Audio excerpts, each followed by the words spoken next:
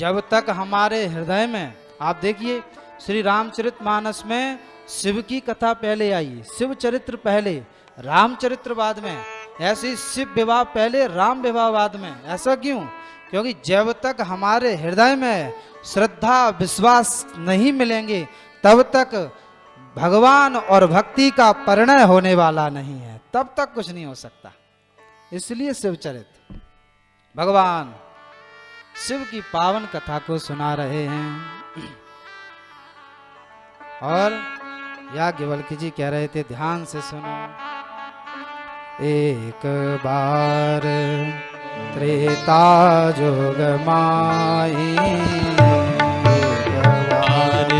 त्रेता जुग माही, सब हो गए कुंभजर सिपाही, शंभु गए कुंभजर सिपाही, सब सती जग जननी भवानी, संग सती जग जननी भवानी, पूजे ऋषि अखिलेश्वर जाने, पूजे ऋषि अखिलेश्वर जाने। एक बार कहाँ जा रहे हैं? कुंभज ऋषि के पास। अब आप देखिए शिव चरित्र, भगवान शिव हैं समुद्र, और अगस्त जी हैं कुंभज, एक घड़े से जिनका जन्म हुआ है, एक घड़े से, और एक समुद्र घड़े के पास श्री राम कथा सुनने जा रहा है। और सुनिए, भगवान शिव कहाँ रहते हैं? कैलाश। और कुंभज ऋषि कहाँ रहते हैं? दंडकारण्य में, श्रापित भूमि है, परम पावन पुनीत भूमि। कैलाश को छोड़ करके दंडकारण्य की अपवित्र भूमि में आ रहे हैं राम कथा सुनने। क्यों? क्योंकि भोलेनाथ जानते हैं दंडकारण्य जो है उसको श्राप लगा हुआ है परंतु जब राम कथा होगी तो कैलाश से भी सुंदर और पवित्र वह दंडकारण्य हो जाएगा। कौन साथ में? कौन है? संग सती जग जननी भवानी। तुलसीदास जी ने कितने विशेषण दिए। तुलसीदास जी कहते हैं संग कौन आया है? सती, जग जननी, जगत की मां, भवानी, भगवान शिव की प्रिया। कहाँ आए हैं कथा सुनने। और जब कुंभज अगस्त जी को पता चला भगवान स्वयं मेरे यहाँ कथा सुनने आए, उन्होंने पाद प्रक्षालन किया है। और जैसे ही पाद प्रक्षालन किया,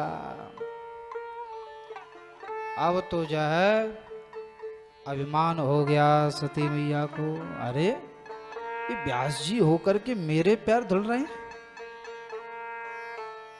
अरे ये क्या भाई, पैर तो विद्वान के धुले जाते हैं, तो इसका मतलब कुंभज ऋषि इन व्यास जी से ज्यादा बड़ी विद्वान हूं मैं, ये क्या कथा सुनाएंगे। अभिमान हो गया। अच्छा, भरद्वाज कुंभज ऋषि ने, अगस्त जी ने इसलिए जो है पैर धुले क्योंकि पूजे ऋषि अखिलेश्वर जानी, अखिल के ईश्वर जान करके उनका पूजन किया है। लेकिन वो तो अखिल ईश्वर जान करके पूजन कर रहे हैं और माता सती ये देख रही है क्या कथा सुनाएंगे। और जब इस प्रकार का संशय हो गया, अभिमान आ गया, और जब अभिमान जीवन में आता है तो हमको श्री राम कथा से वंचित कर देता है। अभिमान के आते ही या तो हृदय में अभिमान रह सकता है या हृदय में राम रह सकते हैं, एक की ही जगह है। क्यों? क्योंकि अंधेरी और प्रकाश दोनों एक साथ नहीं रह सकते। ऐसे ही या तो राम रहेंगे या अभिमान रह सकता है। और जो कथा सुनेगा उसको तो प्रसन्नता मिलेगी, कथा सुनी है।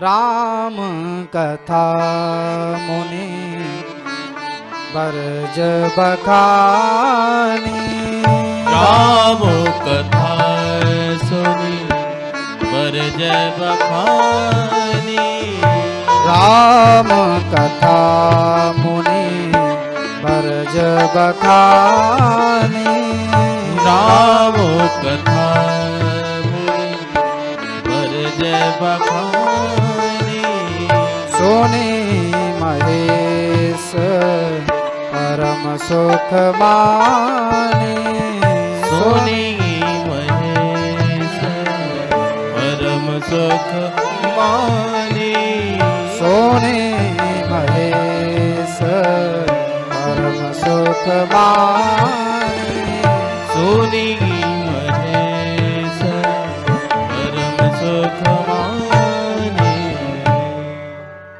राम कथा का व्याख्यान किया है अगस्त जी ने। अच्छा, जो कथा सुनेगा उसको स्वतः ही हृदय में प्रसन्नता की प्राप्ति होगी।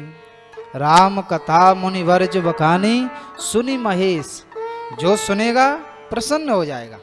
सुनी महेश परम सुख माने, परम सुख का अनुभव भगवान शिव को हुआ। दो लोग कथा सुनने गए थे। कल भी मैंने ये बात कही थी कि कथा में भीड़ हो या न हो, कथा में श्रोता होने चाहिए।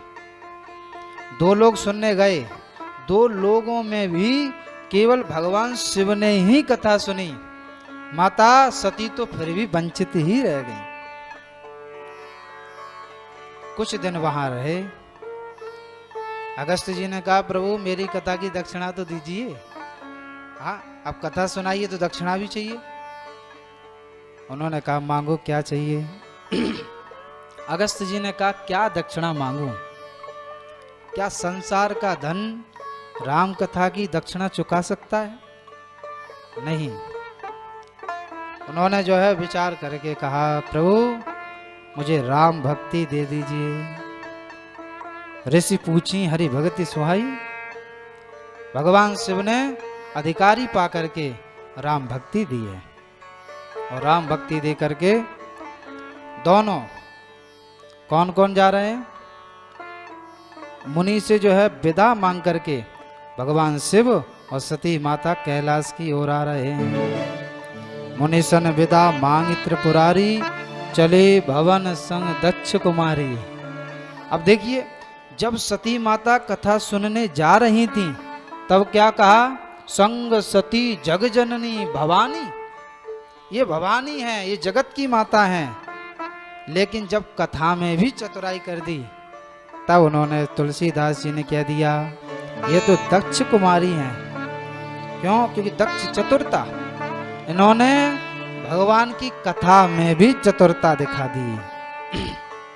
एक बात बताऊं, चतुरता ज्यादा दिखाने पर सदैव जो है अकल्याण ही होता है।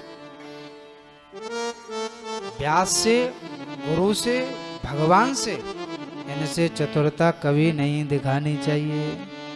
चतुरता दिखाओगे विवेक की प्राप्ति ही नहीं होगी। जब दोनों वहां से विदा मांग कर, मुनि सन विदा मांग त्रिपुरारी आ रहे थे, तो उसी समय दंडकारण्य में भगवान श्री राम भी संयोग से पंचवटी में निवास कर रहे हैं। जब कथा श्रोता सुन लेते हैं तो अंदर से एक भावना उठने लगती, अब तो प्रभु का दर्शन हो ही जाए। भगवान शिव के हृदय में भी भावना आने लगी, सरकार अब दर्शन दे ही दो। और संयोग से पंचवटी में भगवान निवास कर रहे हैं। और ऊपर आकाश मार्ग से भगवान शिव जा रहे हैं और उनको जो है दर्शन हो गया।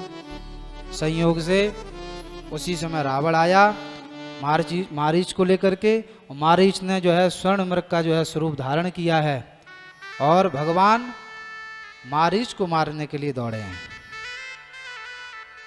उधर मारीच को जब मारा तो मारीच जो है, राम तो धीरे से बोलता है हे राम, और लक्ष्मण जोर से बोलता है हा लक्ष्मण। और जैसे ही हा लक्ष्मण सुना, माता सीता को लगा हो ना हो प्रभु ही लक्ष्मण को पुकार रहे हैं। माता सीता ने कहा, लक्ष्मण तुम्हारे भैया तुमको आवाज दे रहे हैं, जाओ कोई संकट आया है। लक्ष्मण जी कहते हैं, माँ जिसके भ्रगटी विशाल से सारा संसार लय हो जाता हो, क्या उसके ऊपर कभी संकट आ सकता? उनके ऊपर कोई संकट नहीं आया है। तब सीता जी ने कुछ मरम वचन कहे। भगवान लक्ष्मण जी ने लक्ष्मण रेखा खींची है और जो है कहाँ गए हैं? राम जी के पास। इधर लक्ष्मण जी गए, इधर रावण आया और सीता जी को हरण करके ले गया।